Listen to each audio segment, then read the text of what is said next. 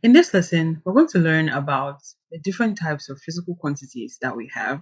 So we're going to learn about fundamental and derived quantities, and we're going to learn about scalar and vector quantities. In our previous lesson, we learned about measurements, and we described measurements as the process of comparing an unknown physical quantity with a known standard and universally accepted quantity. So, what exactly is this physical quantity? A physical quantity is simply any property of an object, substance, or event that can be measured and expressed with a number. If you want to know if something is a physical quantity, all you have to do is just to ask yourself, can I measure this with an instrument and give it a unit? If the answer is yes, then it's a physical quantity. We can see this in examples like the length of a desk, the mass of a textbook, the temperature of a room, or the speed of a car. If the answer is no, then that means they are not a physical quantity. We can see this in examples like emotions. For example, happiness, fear, or love cannot be measured. You cannot get 5 kilograms of happiness or 20 meters per second of fear.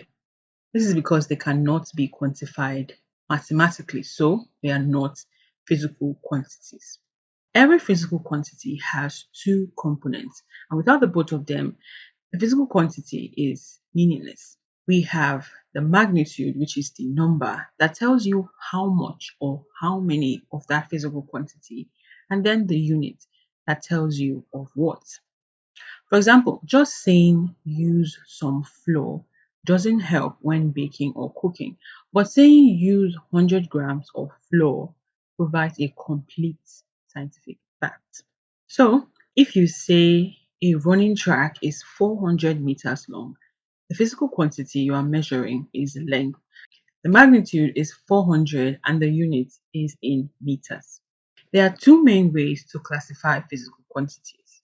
We can classify them based on how they are built and by whether direction matters or not.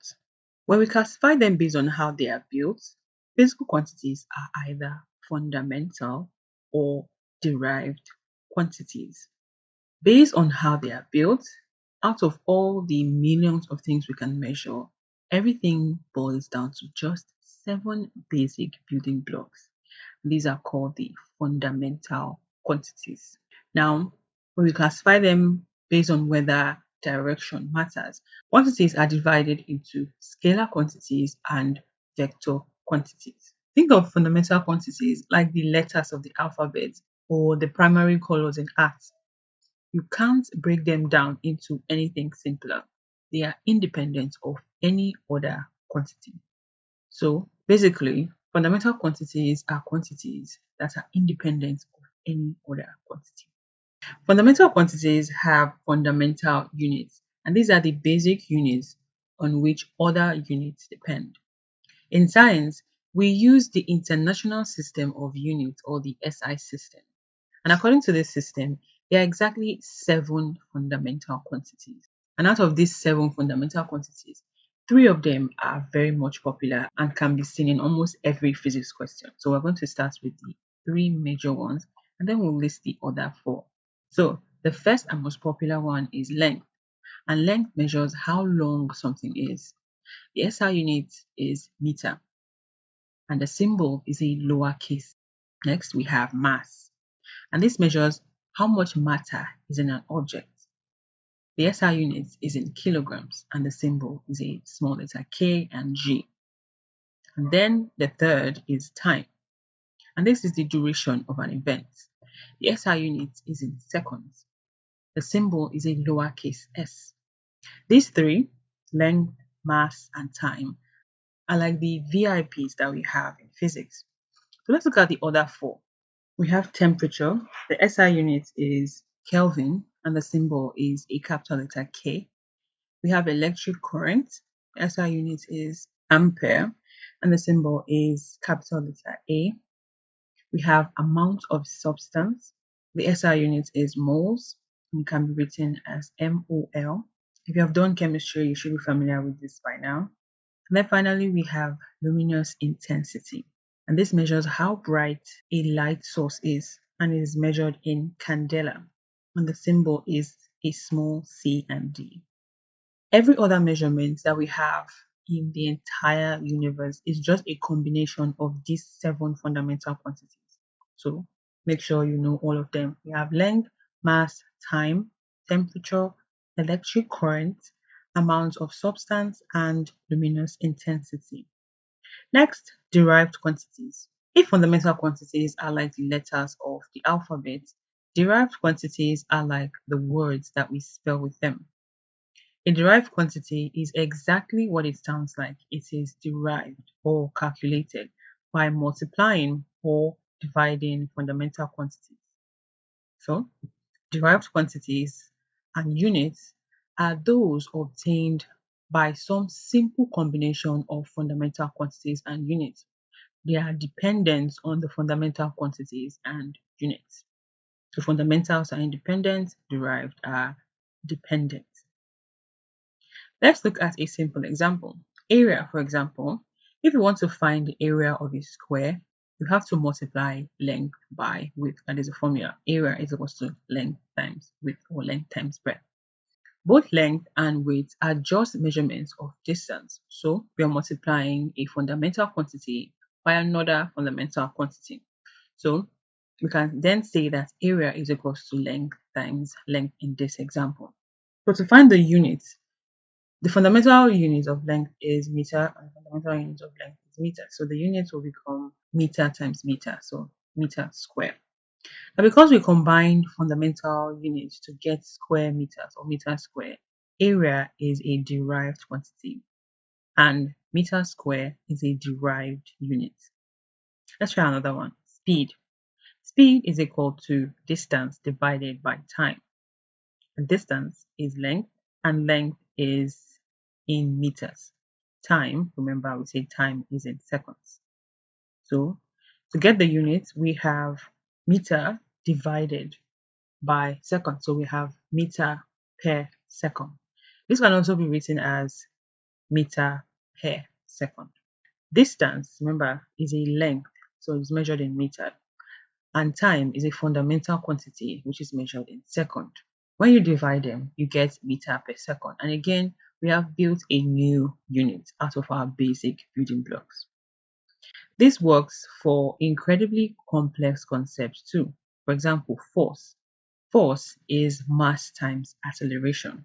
The derived unit is the Newton, which is actually just a fancy shortcut for saying kilogram meter per second square. Let's see how this is possible. Acceleration is equal to velocity divided by time, and velocity is equal to displacement over time. So acceleration is equal to displacement over time over time. Displacement is a measure of distance, so that is length. So displacement will be replaced with meter and time with s for seconds. So now we have meter per second per second.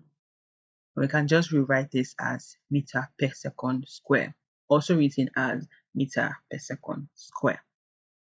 Next, mass. Mass is measured in kg.